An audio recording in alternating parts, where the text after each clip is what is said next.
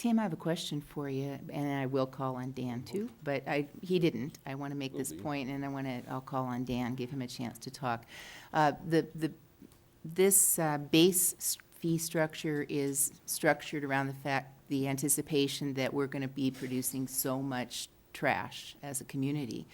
But perversely, we've decoupled recycling and trash production, and we've started with the large size totes rather than working on the recycling end to see how much less waste we might produce after we resolve those issues. So if it turns out that whatever the council subsequently does with recycling actually causes people to turn in their 95-gallon totes, what have other communities seen, San Francisco, for example, when they have reduced the volume of trash produced and they have a volume-based or weight-based system?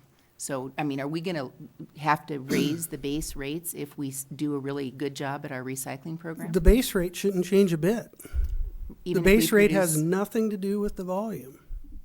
Right, but I mean, if suddenly we can't make it on the volume that you're projecting, the number of people you're predicting will want to use 95-gallon trash totes, We're will predicting that remove? We're predicting less than 80 folks to get started with. 75% of the carts are going to be 35-gallon. Okay, so you project Based on that- what we have in our system now. Alrighty, so you're projecting that this will be a financially self-sustaining, self-supporting system, even if people change their trash production habits, do you think? I believe so. Okay, thank you. Dan?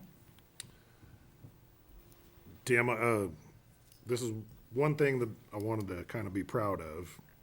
How many other cities have this sort of system that we're proposing where they have a on-demand cart system? I have not seen one. So here, we're reinventing the wheel, so to speak, and, you know what, to me, I think that's something that hopefully we can set up a model that other people can look at. We're trying to be fair to people. If we were actually trying to be fair, we'd just say everybody gets 35 gallons and that's it. But since we had this demand for on-demand, you know, we tasked staff to come up with a plan, and I think they, you know, in the short time that they've spent on it, well, you know, in months' time, you know, the time in months, I imagine there were a lot of hours and after hours working on this, but they hammered us out pretty good, and, you know, this costs more to operate, so those costs have to be covered. This is all happening pretty fast, you know, in the last 6 months and everything.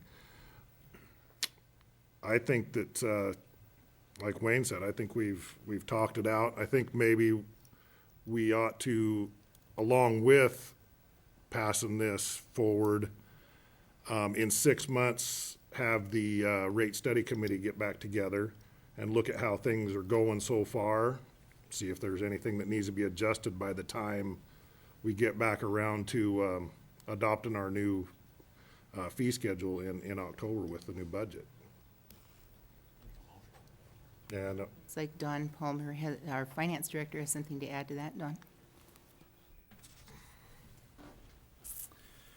Because this is a new program, and as Tim said, we haven't found anybody that's done this, and the administrative costs we can't really ascertain what that's going to be.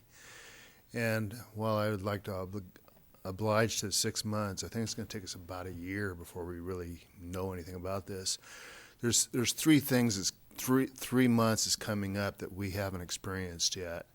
May, June, and August, when the kids move in and move out. And so we want to go through that process, and our public hearing date is August. It's always the first week of August. So I don't see that probably as being a probable option. Let's see, Tim, I saw your hand up there. Thank you. I'm also ready to move ahead with the proposal as our sanitation supervisor has put forth. But I had a question, and I'd like to address it to our city attorney, Randy Fife. Please. And it has to do with the document that was provided in our packet. And under the information area, the description, Randy, you said that you had some concerns about how the roll cart system would be administered, and basically the cart have to be pulled away from the curb, which is your verbiage. What are you looking at? I'm looking at item number 5. CCSR? The Yeah. packet. You're looking at information. the last paragraph of the narrative? Yes. I drafted that. And what the purpose of that was that there was concern by some council members that the roll carts would not remain curbside throughout the week because it would impede street operations, would not be anything great to look at. So some cities have amended their ordinances to include a directive that carts must be removed within 24 hours of the regular service date for that cart. Doesn't have anything to do with the on-demand? No, sir. If an on-demand, people will be expected, and it has not been drafted yet, but consumers will be expected to place their carts curbside solely for collection.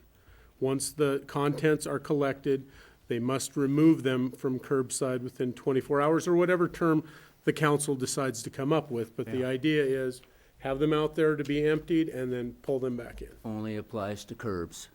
Doesn't apply to alleys? sides of alleyways. Have not looked into that. If they are such that they would impede the use of the alley by the public, then there might be something in there as well.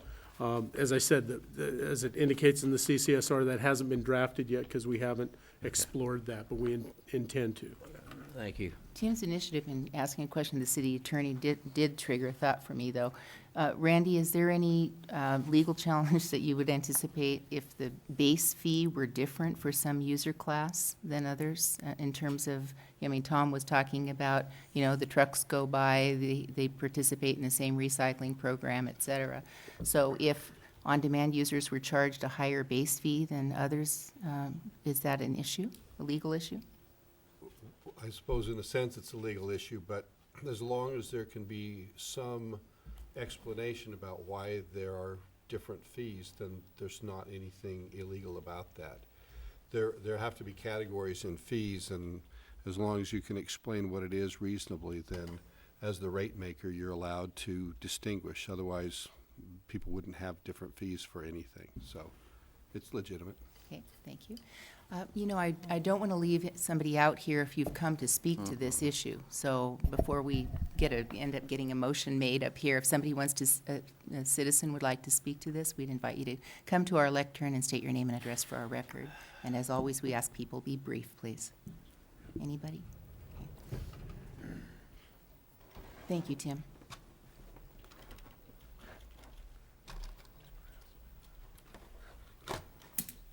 Victoria Seaver, 121 North Lily. I have just a couple of comments, mostly because of the editorial that was in the paper today, which I had no issue with until the final comments, and I thought it was a little unfair. I don't see any problem with the council doing all this debate. You've really responded to citizen interest, and that's fine.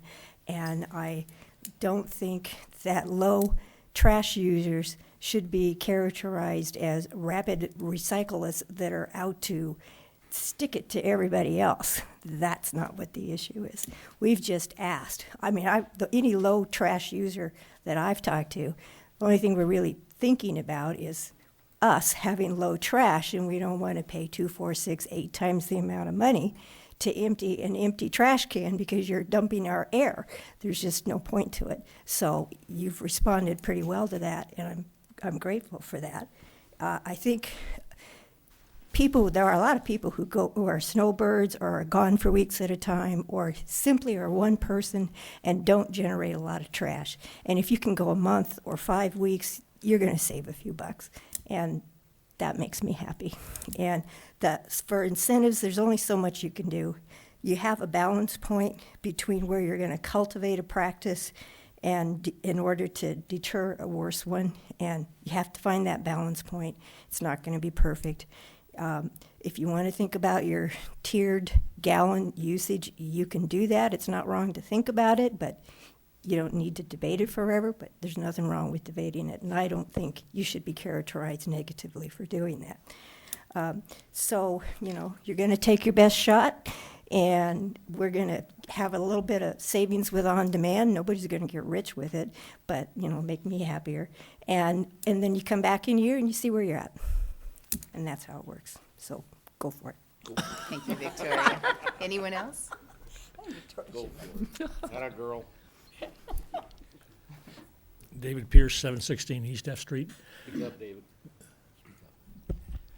The only issue I have is I don't think that it's accurate to say that having the on-demand increases the amount of work that the people have to do, that the overhead that is increased by that. If the people who are collecting the garbage are doing what they should do, they know what's going to be put out, what is put out. If it's an overage or it's a new one, they're still going to have to record that. That's no different than it would be for anybody else anytime. So I don't think you're really increasing the amount of work that has to be done because of the on-demand. Thank you, David. Anyone else?